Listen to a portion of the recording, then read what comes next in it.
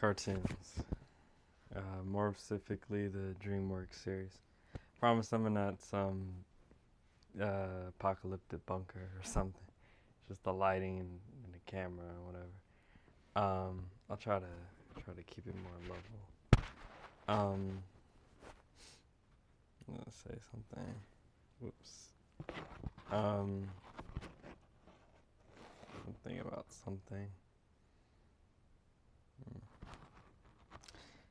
Ah, Trolls DreamWorks. Um, I think they should make a troll series because I really liked the movie and it was a lot of fun and I really enjoyed it. I mean, I really want something with singing and dancing and just good feels and just kind of emotion to go around. And I really like trolls like Branch and Poppy and the rest. Really the rest, because obviously the two favorites. I want to say because partially get the most screen time, but honestly I think they would just be the favorites in most cases. At least for me, I usually don't have favorites, but I mean it's hard to say honestly. I have to see more of everybody, but because I would like to see like a Trolls DreamWorks series where Troll and Poppy get together. I mean, not get together, but are kind of in a relationship and see how that goes, see how that works, or just maybe the steps toward Poppy and Branch. Because I think it's not confirmed, but you pretty much can assume that by the end of Trolls, but it's unclear. Um, Sorry if I'm walking around too much. I'm gonna walk around. You just tell me what you think of this. Um, Trolls. Poppy and Branch. I want to see like like if Branch has a crush and what he does to pursue that up until the events of the Trolls movie. Like a prequel series to Trolls would be great. Um, Honestly, I think any kind of series would be great for Trolls. Um, as long as they don't do a complete spin off of the side characters. Like I want at least the main characters to have like 60% or more focus, or just well, I'm the main. I mean like Troll and Poppy, to just kind of be in there as much as they can be. At least 60%. Um, I think DreamWorks is gathering their strength about them. They've already come out with the Spirit series, and I want to talk a little more about DreamWorks. How to Train Your Dragon is a series that started with the movie, I guess, How to Train Your Dragon, and now it's evolved into several spin-off series. I forget their names, but at least I think four main series, including Race to the Edge, and then there's spin-off specials, and then the How to Train Your Dragon 2 movie, and I want to say specials and episodes because that kind of is what it is. Um, so it's a combination of both. You have to you might know what I'm talking about. Just look up DreamWorks, How to Train Your Dragon, and wiki it, see what kind of works have been produced for that, and you'll see that there's really a large accumulation of maybe, if I put into a number of episodes, like including the movies, it'd be at least 80 episodes. I think would be like the of 20 minutes or more. No, 100. Let's say 100 episodes. Let's round it up to 100, and 100 episodes of DreamWorks, How to Train Your Dragon. And it was kind of funny is that I don't really hear so much about it, but it definitely has a good amount of popularity. I think partially because there was an outcry for dragons, as there always is every few years, and How to Train Your Dragon has been the most consistent with it. and not only that, has really taken it as far as it should have been when it comes to dragons. Like other series and movies, and for let me not speak of the Aragon movie. Explore dragons a little bit, but never enough, and that's always kind of a sad thing. I think that they would really benefit from. I think let me see. I think they would really benefit from having a fleshed out How to Train Your Dragon. Fleshed out dragon movies and series of dragons, and really making them interesting. And How to Train Your Dragon does that. In fact, I feel like it capitalizes, if not monopolizes, on dragons. And if it was said that How to Train Your Dragon DreamWorks was the only one in charge of making anything dragon related for the next few years, I'd be okay with that. Because honestly, they do it right, they do it great. And I've never seen like a dragon series of any kind or movie that really just fleshes out the dragons and the worlds in even just one episode. Not even in the movie or in the total season. It just really makes dragons, the world of dragons, complete and one you can be a part of. Yeah, I think DreamWorks is gathering their strength about them. They already came out with today is like June 1st, but yeah, they've come out 2017, but they've come out with Spirit, which is I think, well, I guess it's one of their IPs. Honestly, they have IPs. It's weird. I feel like they're trying to rival, like they're the next thing. Like there's two next things. There's a thing called Zagtoon, which is coming out with shows called Miraculous and Pixie Girl and other things. And then there's DreamWorks. I'm not saying that they're... Now, Zagtoons is more about superheroes and stuff. Well, if only about... What's about people who are larger than life, definitely, if not superheroes. And DreamWorks has things like Shrek, has things like Rainy with the Cloud of Meatballs, or... You know what I'm trying to say. And other series I really can't name right now because I'm not sure why, but there are a few. And How to Train Your Dragon and Spirit are one of the two movies that they came out with. And How to Train Your Dragon, they definitely took that and ran with it.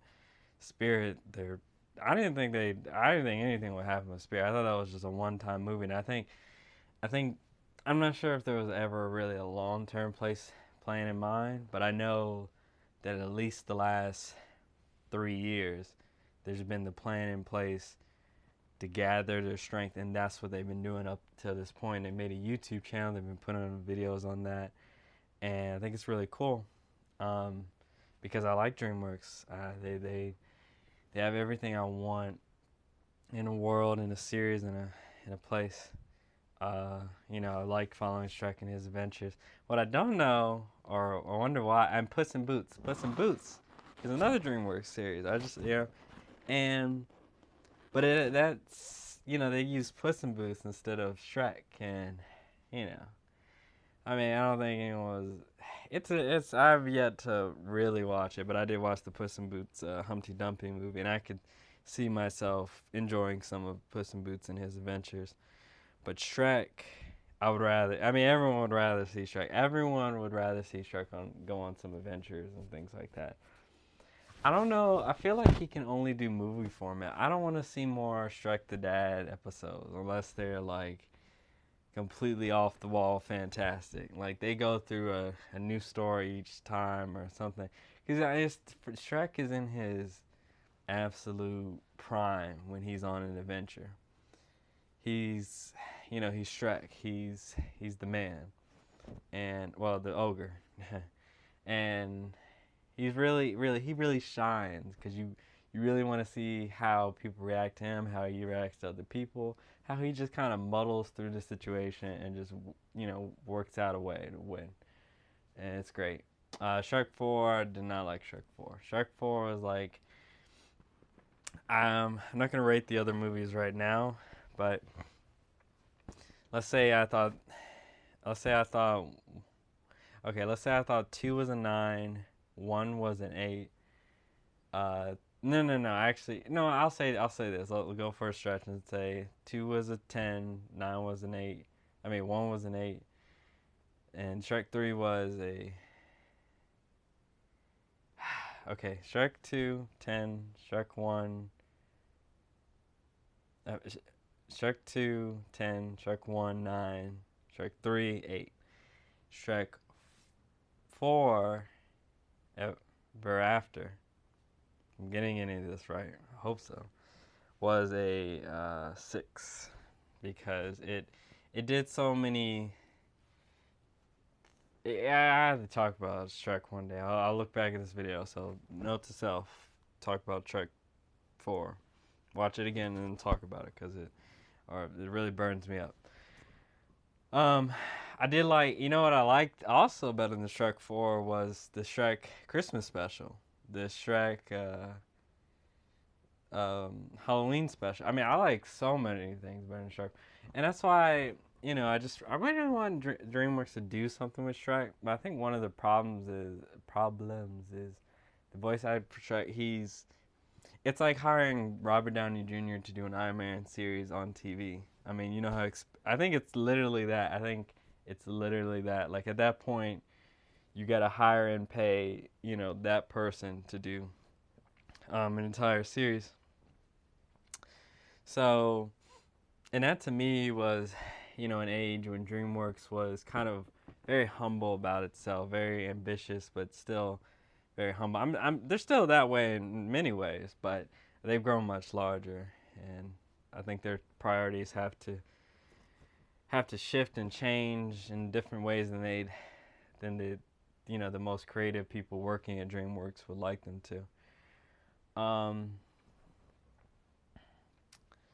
So, because it's inspiring, it's great, it's wonderful. I'm so at peace when I watch DreamWorks movies and just getting encapsulated in the world. I should look up if they have books, like real books. I know they have a comic-ish thing for How to Train Your Dragons, but I should look up if they have books. That's note to self.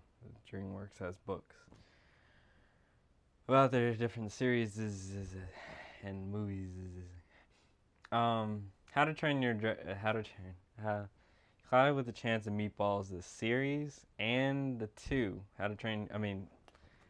Clouded with the Chance. See, if I have it on the brain, it'll just come out in my mouth. And how Clouded with the Chance of Meatballs 2 and the series on TV, I'm not sure were of the best ideas. I think they are trying, and that's kind of what I personally mean. They are trying to see what they can run with. They are trying to break themselves out of this. They're going from, to compare them to another company, I think they would be best compared maybe to Netflix. Netflix, honestly, is maybe an example because Netflix, small, ambitious, has ideas, then gets bigger and bigger, bigger, becomes this super company. Super companies like Disney, super companies like Nintendo, Warner Bros. Time Warner is a hyper mega company. But anyways, and then with AT&T and then merge with that, they're it's too much to think about. Anyways, to get back to anything, DreamWorks, Spirits. I really would like to think about the others, but I don't have like a list right in my mind or in front of me of their series. I know I've seen most of their stuff, but I can't place it. I think Megamind was the series they made. If I'm wrong, it's too bad. But Megamind was great, fantastic. I thought it would be stupid, and I was wrong. So I'm glad I was wrong too. With a Megamind 2 or Megamind series, I wouldn't mind that. I really wouldn't.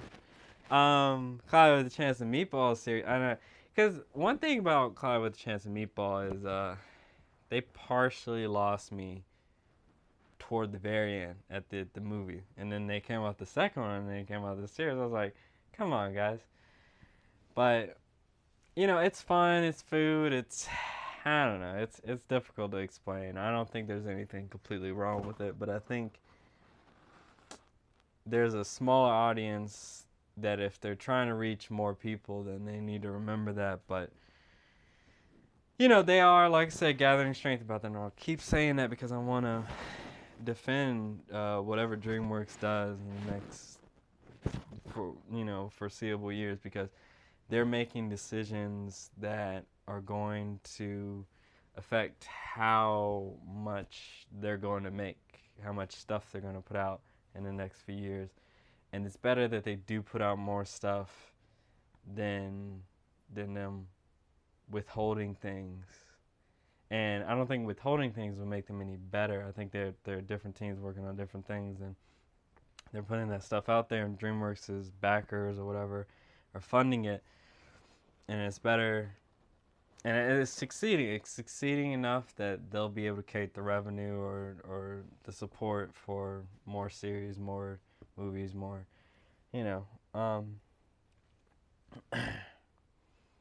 so, DreamWorks.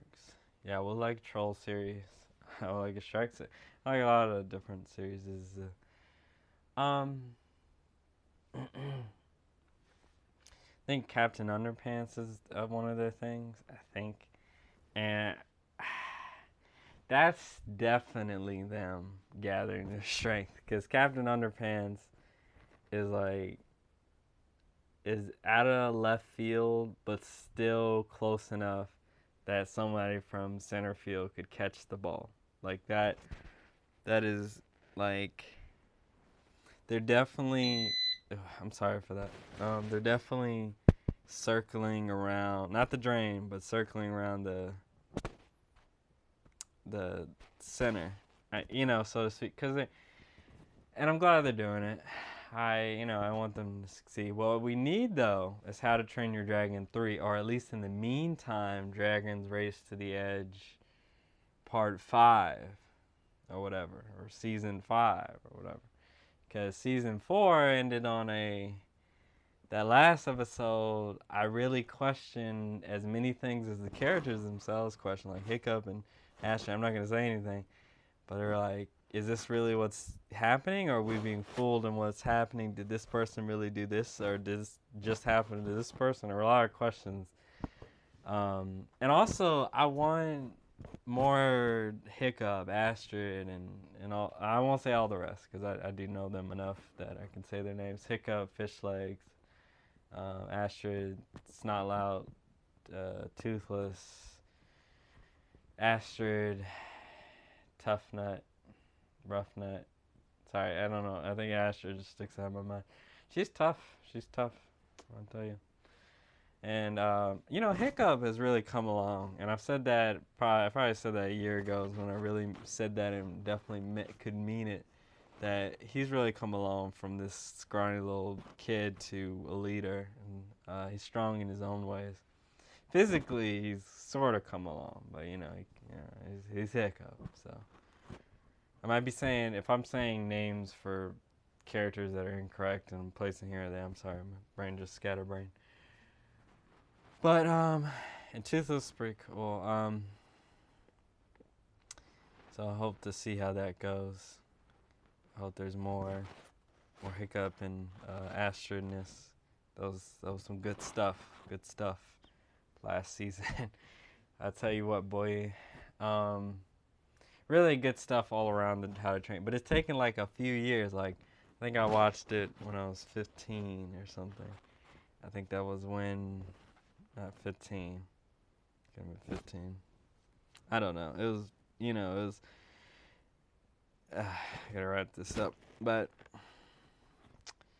yeah, I just want some more, DreamWorks-ness. Because DreamWorks is a company that they hit it out of the park every time. I think they came out with Storks, which I really like too. I think. I don't know. I think anything is DreamWorks that has a certain look to it. Honestly, I feel like other companies don't they don't go for it as much as DreamWorks, and that's what really impresses me. Like they see something, they say, well, this is the bar. We need you to hit the bar and break through it. So, yeah. See ya.